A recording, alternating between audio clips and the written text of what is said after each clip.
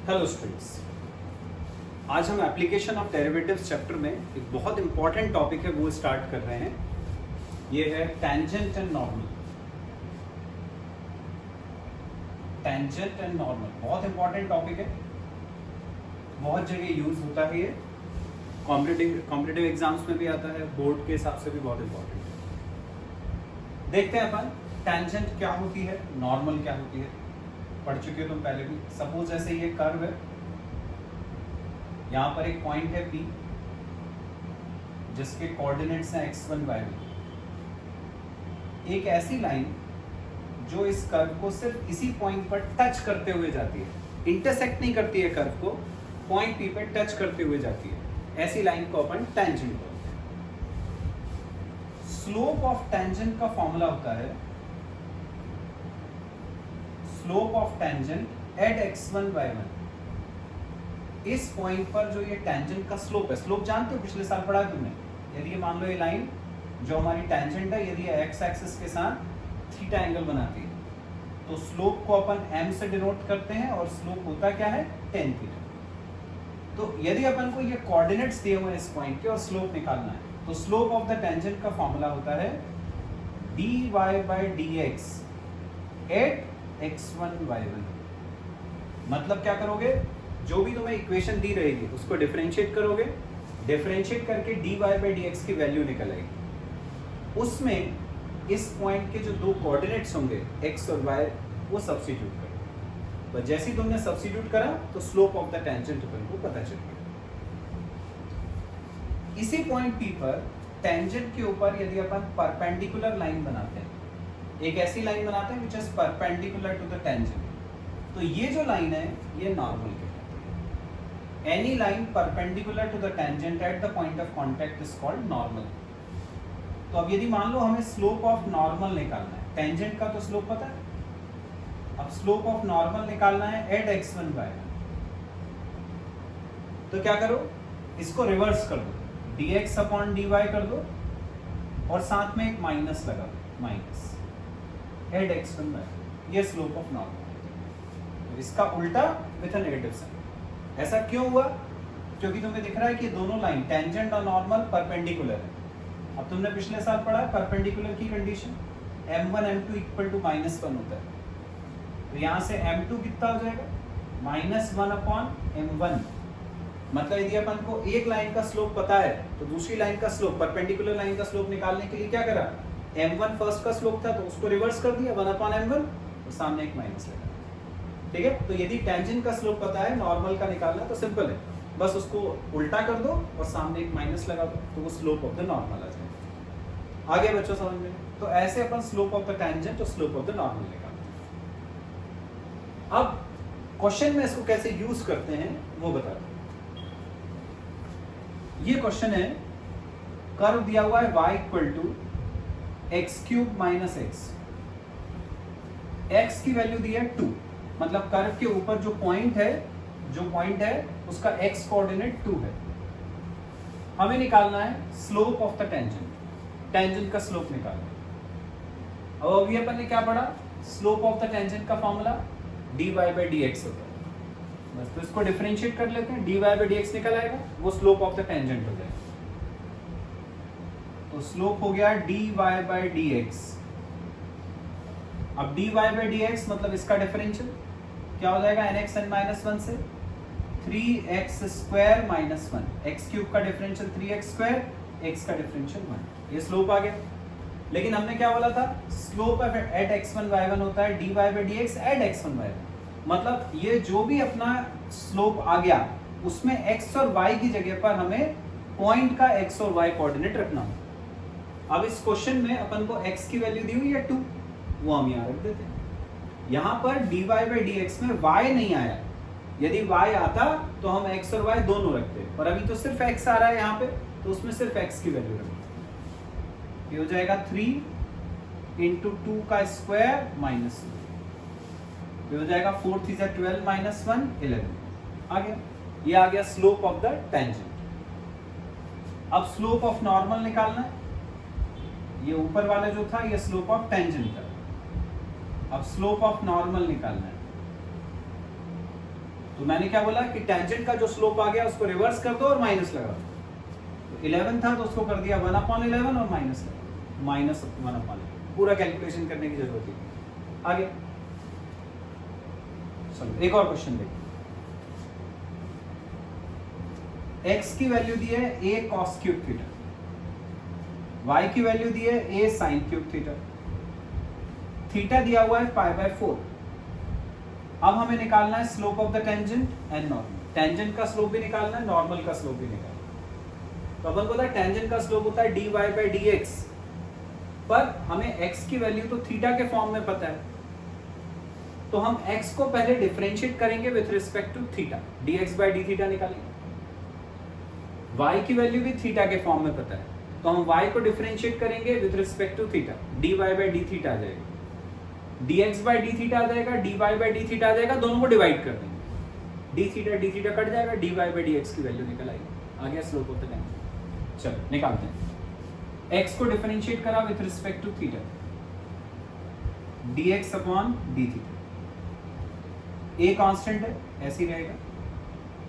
cos cube theta का differential chain rule से पहले पावर का करा तो 3 cos square theta into cos theta का करा माइनस साइन थीटा, आ गया dx/dθ। y का डिफरेंशियल निकालेंगे with respect to theta, dy/dθ, a constant है ऐसे ही रहा। साइन क्यूब थीटा पहले पावर का करा तो 3 sin square theta into sine theta का डिफरेंशियल cos थीटा, आ गया dx/dθ, आ गया dy/dθ। डिवाइड करते हैं दोनों, dy/dθ अपॉन dx/dθ, डिवाइड करना है दोनों। dy/dθ की वैल्यू ये 3a sin square theta cos theta upon dx/dθ की वैल्यू ये 3a cos square theta into minus sine theta. 3a से 3a कट गया, साइन थीटा से स्क्वायर कट गया, cos थीटा से ये स्क्वायर कट गया, बचा साइन और नीचे बचा माइनस cos। माइनस को आगे लगा दिया अपन ने तो ये आ गया -tan थीटा। यहाँ d थीटा से d थीटा कैंसिल, तो dy/dx की वैल्यू आ गई, dy/dx आ गया -tan थीटा, ये dy/dx निकला है। इसमें थीटा की जगह पर जो वैल्यू दी हुई थी वो रख देंगे π/4, यहाँ रखेंगे तो -tan π/4, π/4 मतलब 45, tan 45 मतलब 1, सामने माइनस है तो माइनस, ये आ गया dy/dx। ये हो गया हमारा स्लोप ऑफ द टेंजेंट। ठीक है, जब भी dy/dx निकालोगे तो स्लोप ऑफ द टेंजेंट निकलेगा। अब निकालते हैं slope of normal. Simple, reverse करना है विथ अ माइनस साइन, -1 का उल्टा किया तो 1/-1, सामने एक माइनस लगा, ये माइनस माइनस कट गया +1, ये आ गया स्लोप ऑफ द नॉर्मल। आ गया बच्चों समझ में? तो सिंपल है, जो भी कर्व की इक्वेशन दी रहेगी उसको डिफरेंशिएट करोगे, dy/dx निकालोगे, उसमें x और y की जगह पर जो पॉइंट दिया होगा उसके कोऑर्डिनेट सब्स्टिट्यूट करोगे तो स्लोप ऑफ द टेंजेंट निकल आएगा। एक बार स्लोप ऑफ द टेंजेंट आ गया तो नॉर्मल का निकालना तो बहुत ही आसान है, टेंजेंट के स्लोप को रिवर्स कर दो और माइनस लगा दो तो स्लोप ऑफ द नॉर्मल पता चलेगा। आ गया समझ में? क्वेश्चन सॉल्व करते हैं बच्चों। अगला क्वेश्चन है, find a and b if slope of tangent to the curve xy plus ax plus by equal to 2 at 1 1 is 2। मतलब इसमें अभी तक अपन क्या कर रहे थे, टेंजेंट का स्लोप निकालते थे dy/dx, वो स्लोप इन्होंने दे दिया, ये पॉइंट दे दिया 1 1, इस पर टेंजेंट का स्लोप दे दिया 2। हमें ये पता करना है कि यदि 1 1 पर स्लोप इतना है तो ये जो a और b है इसकी वैल्यूज क्या होंगी, ये अपन को पता करना। तो सबसे पहले अपन स्लोप ऑफ द टेंजेंट निकालने के लिए कर्व को डिफरेंशिएट करते हैं। एक्स वाई इनटू में है तो प्रोडक्ट रूल लगेगा, x into dy/dx of y plus y into d by d x of x, ये सब प्रोडक्ट रूल लग गया, प्लस ए एक्स में ए तो कांस्टेंट है वो ऐसे ही रहा, एक्स का डिफरेंशियल 1 हो गया, प्लस बी कांस्टेंट है ऐसे ही रहा, y का differential dy by d x, ठीक है, इक्वल टू 2 कांस्टेंट है, इसका डिफरेंशियल 0, ये x dy by d x plus y, x का डिफरेंशियल 1 होता है, 1 इंटू y रहा, plus a plus b dy by d x equal to 0। ये dy बाई डी एक्स वाली दो टर्म्स में से dy by d x common, अंदर बचेगा x प्लस b, ये जो y प्लस ए को उस तरफ ले गए, वहां जाके माइनस हो गया, ऐसा आ गया, x प्लस बी को नीचे ले गए,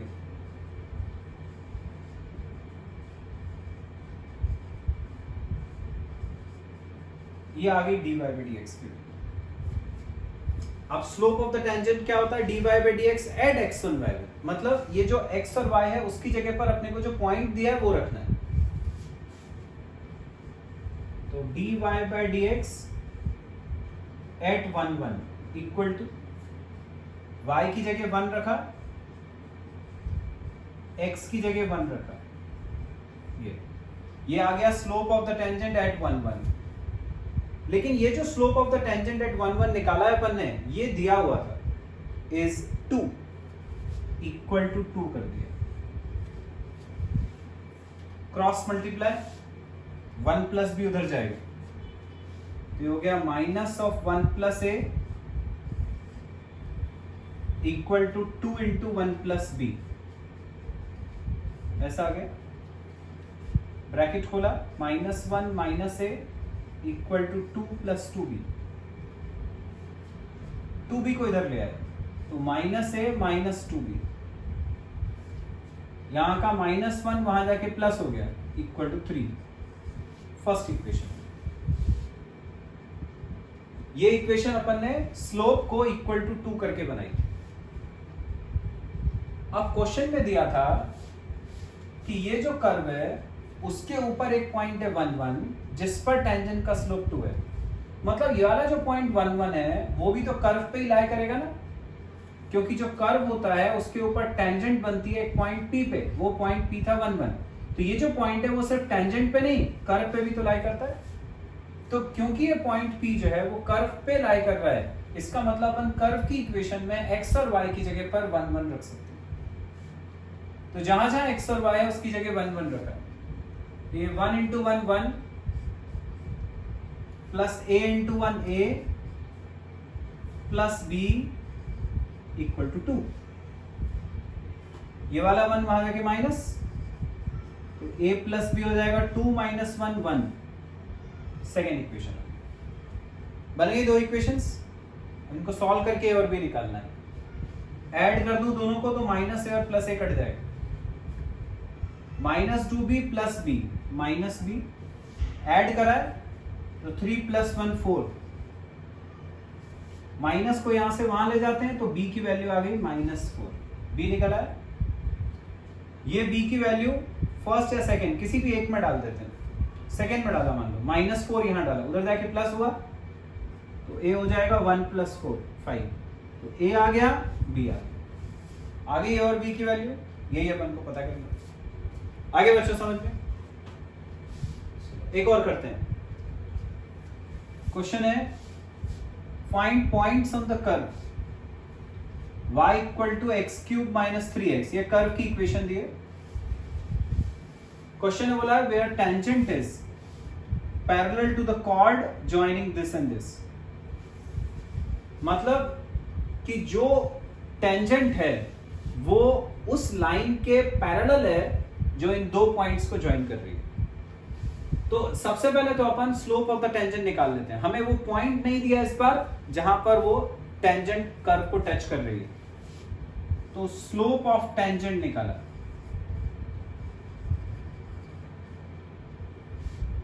dy बाई dx होता है, डिफरेंशिएट करा इसको तो 3x स्क्वायर माइनस 3, ये स्लोप ऑफ द टेंजेंट हो गया। इस स्लोप को मैंने नाम दे दिया m1, तो ये m1 की वैल्यू होगी फर्स्ट इक्वेशन। अब एक लाइन है जो ये दो पॉइंट्स को ज्वाइन कर रही है, इसका स्लोप निकाला, इस लाइन को बोला है क्वेश्चन में कॉर्ड। अब हमने निकाला स्लोप ऑफ कॉर्ड, m2 नाम दिया मैंने स्लोप को। अपन ने पिछले साल पढ़ा है 2 पॉइंट फॉर्म ऑफ लाइन, उसमें स्लोप का फॉर्मूला पढ़ा था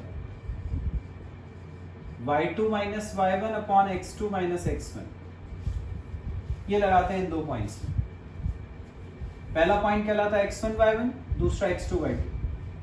तो y2 माइनस y1 मतलब 2 में से -2 को सब्ट्रैक्ट करना, 2 माइनस -2, ये हो गया y2 minus y1 upon x2 minus x1, 2 minus 1,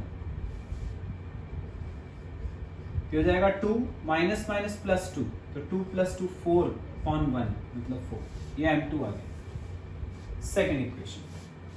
तो हमने m1 निकाल लिया, m2 निकाल लिया। m1 था slope of the tangent, m2 था स्लोप ऑफ द कॉर्ड।